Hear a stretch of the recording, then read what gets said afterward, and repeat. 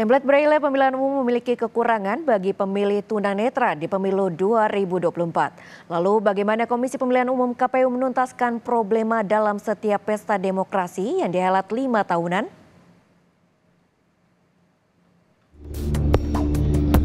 Berdasarkan data KPU, penyandang disabilitas dalam daftar pemilih tetap sebanyak 1,1 juta pemilih atau 0,54% dari total 203 juta pemilih pada tahun 2024, di mana terdapat 119.343 pemilih tunanetra. Usep Sadikin, peneliti Perkumpulan untuk Pemilu dan Demokrasi atau Perludem menilai masih ada hal yang harus disesuaikan untuk para pemilih tunanetra dalam pemilu 2024. Lalu ada kekurangan di dalam Braille yang sebagaimana diterapkan di pemilu nasional.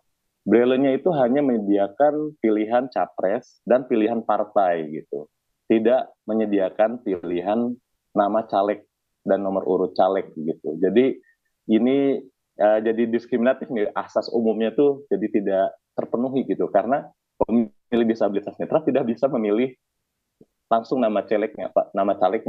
Padahal Usep menambahkan pemenuhan template Braille masih jauh dari kata ramah bagi pemilih netra dan bisa mengaburkan asas umum yang terkandung dalam sistem proporsional terbuka, yang mana pemilih bisa langsung menentukan nama calon legislatifnya.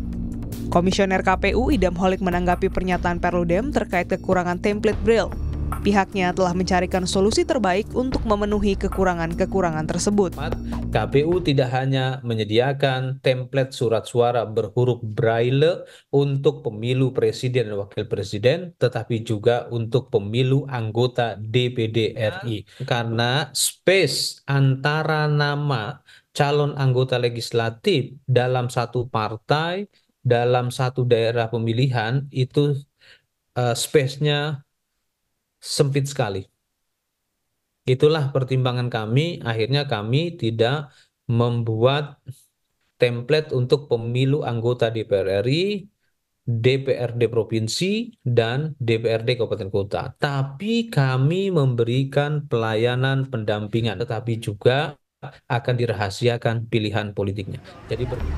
Di lain pihak, Arya Indrawati, Ketua Persatuan Tunanetra Indonesia mengungkapkan selain kekurangan pada template Braille, ada pula oknum kelompok penyelenggara pemungutan suara atau KPPS yang tidak ramah terhadap pemilih netra pada pemilu sebelumnya.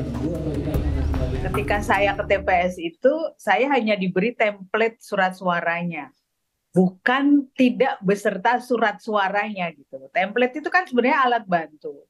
Nah ini kan berarti petugas itu tidak paham, jadi saya harus memberikan penjelasan pada petugas TPS di mana saya memilih gitu. Saya bilang bahwa Pak, ini yang Bapak berikan template alat bantunya, tapi saya juga butuh surat suaranya. Arya menegaskan besar kemungkinan hal itu dapat terulang kembali di tempat pemungutan suara lain. Kurangnya sosialisasi dan pemahaman KPPS terkait ketentuan pemilu untuk disabilitas akan menjadi hambatan bagi penyandang disabilitas. Sejumlah anggota Dewan Perwakilan Rakyat juga menyoroti hak pemilih netra dalam pemilu kali ini yang sudah seharusnya diselesaikan dengan solusi terbaik agar dapat terwujud pemilihan umum inklusif dan ramah disabilitas. Ya seringkali tertinggal adalah kelompok disabilitas ya, atau kemudian warga kita yang ada di daerah rawan konflik, atau kemudian masyarakat adat seperti itu. Nah, hal seperti ini kan seharusnya sudah diantisipasi oleh pemerintah dan juga penyelenggara pemilu. Nah, ini tentu menjadi PR KPU, saya setuju. Dengan honor yang sudah ditingkatkan, mestinya KPPS juga dilatih untuk membantu disabilitas agar hak-haknya terpenuhi. Meski pihak penyelenggara pemilu telah berupaya memenuhi hak pilih disabilitas netra, namun secara implisit tidak memberikan solusi apapun dalam memenuhi kenyamanan teman netra dalam menikmati fungsi alat bantunya di Pesta Demokrasi 2024. Sugi Hermanto, guru Yayasan Pendidikan Anak Buta, memaparkan upaya KPU belum memberikan solusi terbaik untuk pemilih netra. Kita hanya mengandalkan template, itu tidak semua orang tunanetra itu tahu baca tulis Braille. Karena apa? Tulisan Braille itu biasanya dikuasai oleh tunanetra yang sudah mengenyam pendidikan di sekolah luar biasa atau sekolah khusus anak disabilitas. Sehingga kalau hanya mengandalkan template memang tidak jadi solutif. Pendampingan juga tidak bisa jadi solusi juga. Karena apa?